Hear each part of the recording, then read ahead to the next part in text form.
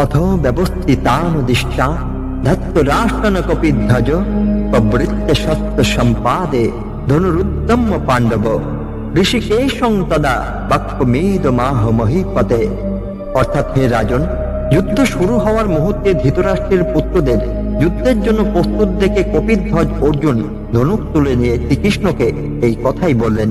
এগুলোকে আমরা অর্জুনের জীবনের এক গুরুত্বপূর্ণ মুহূর্তে পৌঁছে যাই। এতক্ষণ তিনি ছিলেন একজন মহান যোদ্ধা, কিন্তু যুদ্ধ যখন সত্যিই শুরু হতে চলেছে তখন তার অন্তরের গভীরে এক প্রবল পরিবর্তনের সূচনা হয়।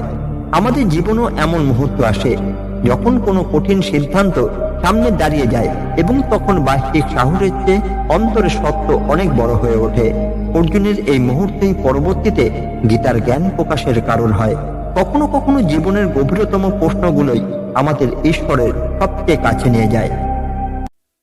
অথ ব্যবস্থিতানুদিষ্টা ধত্তরাষ্ট্রন কপিধ্বজ প্রবৃত্ত সত্য সম্পাদে ধনুরুদ্যম পাণ্ডব ঋষিকেশং তদা বাক্যমেদ মাহ মহীপতে।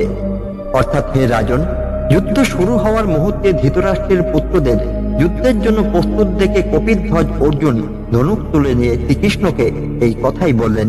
এগুলোকে আমরা অর্জুনের জীবনের এক গুরুত্বপূর্ণ মুহূর্তে পৌঁছে যাই।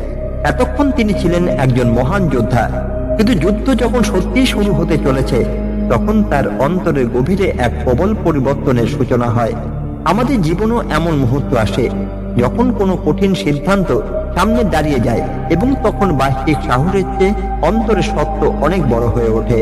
অর্জুনের এই মুহূর্তেই পরবর্তীতে গীতার জ্ঞান প্রকাশের কারণ হয়।